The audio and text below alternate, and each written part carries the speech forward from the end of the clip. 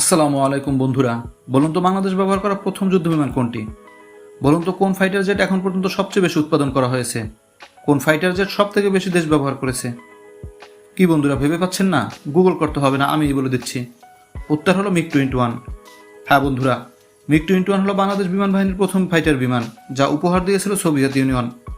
এই বিমান বাংলাদেশ বিমান বাহিনীর কাছে এতটাই ভালো লাগে যে যখন এটি সার্ভিস থেকে রিটায়ার করে তখন পরবর্তীতে বাংলাদেশ বিমান বাহিনী এর চীনা সংস্করণ F7 ব্যবহার করা শুরু করে। ওকে বন্ধুরা, আজকে আমরা আলোচনা করব এক সময়ের কিংবদন্তি ফাইটার মিগ-21 নিয়ে। তার আগে চ্যানেলটি সাবস্ক্রাইব করে পাশে থাকবেন আশা করি, আর যদি আগে সাবস্ক্রাইব করে থাকেন তাহলে ধন্যবাদ। মিগ-21 একটি সুপারসনিক ফাইটার। এটি একটি মাল্টি রোল ফাইটার, অর্থাৎ এটি আকাশ থেকে আকাশে এবং আকাশ থেকে মাটিতে সব দিকে কার্যকারী। মিগ-21 এর শক্তিশালী ইঞ্জিন এবং হালকা বডি, এছাড়া উন্নত ম্যানুভার পাওয়ার এই ফাইটারকে অন্য সব ফাইটারগুলো থেকে আলাদা করে দিয়েছিল। প্রথমে আলোচনা করি এর ইতিহাস নিয়ে।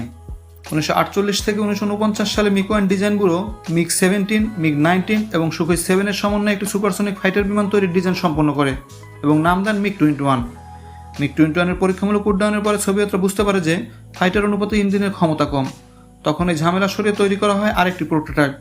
এই প্রোটোটাইপও ডানার ঝামেলার কারণে বিফল হয়। একই অবস্থায় পরে তাদের টেস্টিং প্রোটোটাইপও। অবশেষে 16 জুন 1955 সালে সর্বশেষ প্রোটোটাইপ চূড়ান্তভাবে বানানোর অনুমতি পায় এবং এই ফাইটার সার্ভিসে আসে 1959 সালে।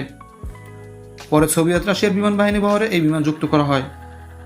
1959 সালের আগে এটি নিয়ে মার্কিন মুলুক কিছুই জানত না, কিন্তু ভিয়েতনাম যুদ্ধে তারা এটা সম্পর্কে জানতে পারে। এর বডি শেপের জন্য এটাকে মালাইকা নামে ডাকা হয় এবং ন্যাটো এটাকে ফিশবেড বলে ডাকে। এই বিমানের আছে কিছু স্পেশাল ব্যাপার, যেমন এটি ইতিহাসে সর্বাধিক নির্মিত ফাইটার জেট। এখন পর্যন্ত 11,496টি মিগ-21 নির্মাণ করা হয়েছে। এর নির্মাণ ব্যয় খুব কম, প্রতিটি মাত্র $2 মিলিয়ন। অন্য যে কোনো ফাইটারের তুলনায় রক্ষণাবেক্ষণ খরচ অনেক কম। এই বিমানের জন্য কোনো আলাদা শেডের দরকার হয় না, অর্থাৎ খোলা আকাশের নিচে এই বিমান ফেলে রাখা যায়। 1959 থেকে 1985 সাল পর্যন্ত তৈরি হলো অনেক দেশে এটি ইন সার্ভিস, কারণ এই ফাইটারের বডি বাদে মোটামুটি সব পার্টসে কম বেশি উন্নত হয়েছে, আর এই আপগ্রেডেশন এই ফাইটারকে আধুনিক রাখতে সাহায্য করেছে। এবার আসি এর টেকনিক্যাল স্পেসিফিকেশনের দিকে। এটির ককপিট সিঙ্গেল এবং ডুয়াল উভয় ধরনের হয়ে থাকে। এটির দৈর্ঘ্য 14.7 মিটার, উইং স্প্যান 7.15 মিটার, উচ্চতা 4.1 মিটার এবং গ্রোস ওয়েট 8,725 কেজি। এর ইঞ্জিন হিসাবে আছে একটি Tumansky R25-300 afterburning turbojet, যা কিনা 69.58 কিলো নিউটন থ্রাস্ট উৎপাদন করতে পারে। ফলে বিমানটি ঘন্টায় সর্বোচ্চ 2175 মাইল বেগে ছুটতে পারে। এটি এক উড়ানে ড্রপ ট্যাঙ্ক ছাড়া 660 কিলোমিটার এবং ড্রপ ট্যাঙ্ক সহ 793 কিলোমিটার যেতে পারে।